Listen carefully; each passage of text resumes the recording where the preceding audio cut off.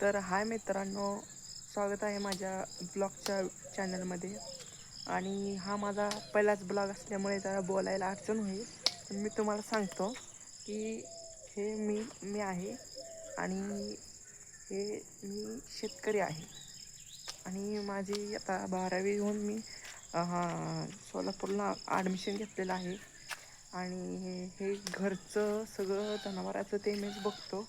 आणि तसं बी नाही काय, आईवडील बी बघतात. आणि हे आपलं मकवान गास आहे. आणि इथे आहे ना, इथे आपली म्हैस बांधलेली आहे. ह्याचं नाव खरं म्हैस आहे, पण आम्ही हिला लाडानं म्हसू म्हणतोय.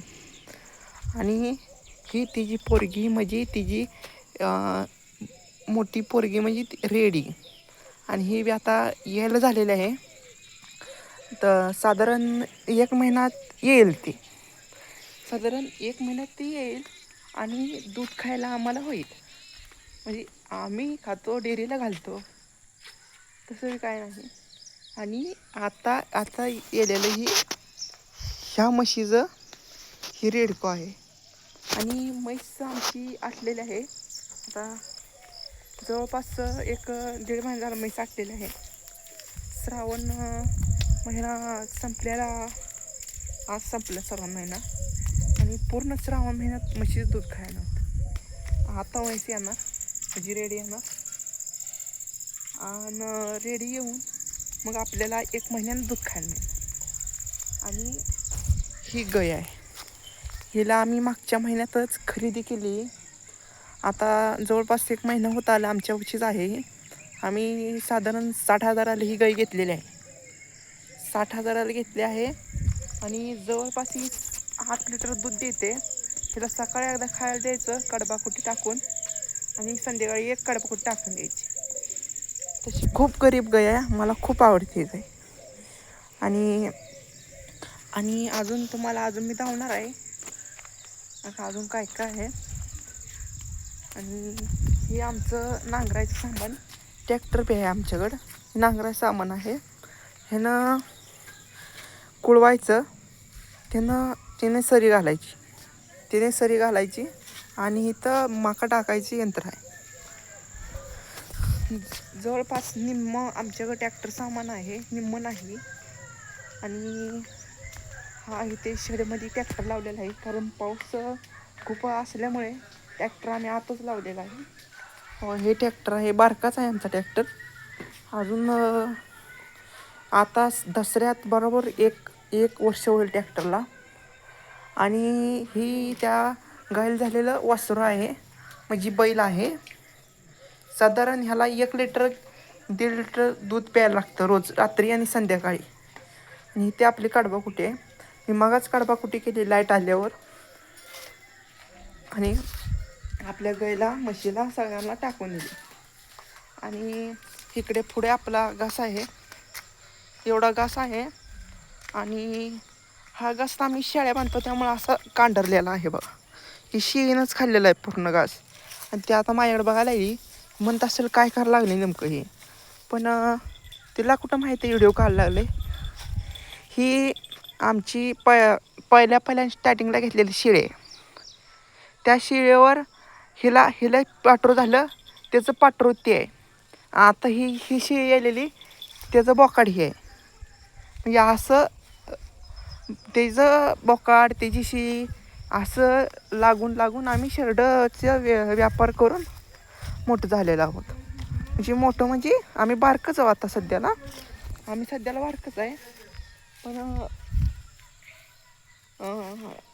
आमच्याकडे तशा 3 शेळ्या होत्या. एक मागच्या महिन्यात विकली, कारण ती खूपच खडपुडेन काही खात नव्हती त्यामुळे. आणि इथे घास आहे, तुम्हाला मग सांगितलं. आणि ही घास मोडायला असल्यामुळे खाली ग्रासच लागण केलेली आहे. आणि लागण केलेली आहे 1 महिना झालं. साधारण त्याला 1 महिन्या त्याला 15 दिवसाखाली कांडी बुजवायची. आणि ती 15 दिवसातनं त्याला एक कोंब येतो. तो कोंब आल्यानं ना असा घास तयार होतो. असा घास तयार होतो. आणि हे आमच्या दारात खूप मोठं नारळाचं झाड आहे आणि ते केळीचं झाड आहे. तसं आम्ही विकत आणत नाही केळी नारळ, ह्याचीच नारळ काढायची खायची, ह्याची केळी काढायची खायची. आणि आजूबाजूच्या लोकांना बी देत असतं मनात वाटलं म्हणजे असं कावा. हो हे टक्कर खेळायला येते. हो बोकाड बोकाड खूप कडं आहे, सगळ्याला मारते, शिला मारते, ते यायला मारते.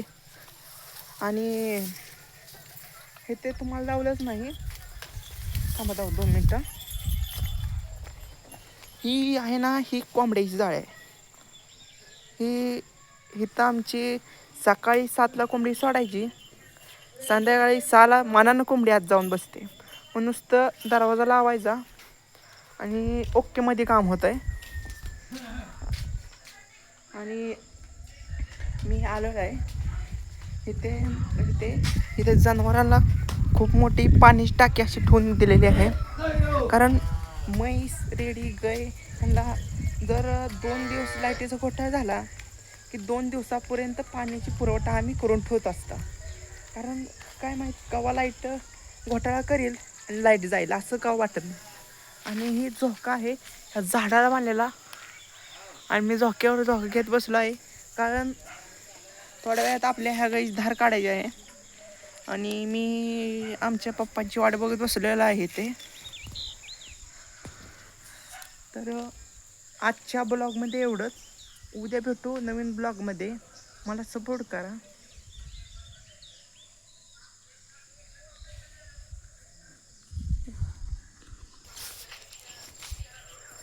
तिथून आलो मी, कारण तिथं खूप माणसं माझं तोंड बघत लागली, काय करायला लागले, काय करायला लागले. त्यांना काय कळणार नाही मी काय करायला लागलेलं आहे. तर आजच्या ब्लॉगमध्ये एवढंच. उद्या भेटू नवीन ब्लॉगमध्ये. आणि मला सपोर्ट करा, कारण हा पहिलाच ब्लॉगर आहे जो लॉंग व्हिडिओ करून तुम्हाला यूट्यूबवर अपलोड करतो आहे. तर मला सपोर्ट करा, आणि माझ्या चॅनलला नवीन असाल तर प्लीज सबस्क्राईब करून घ्या.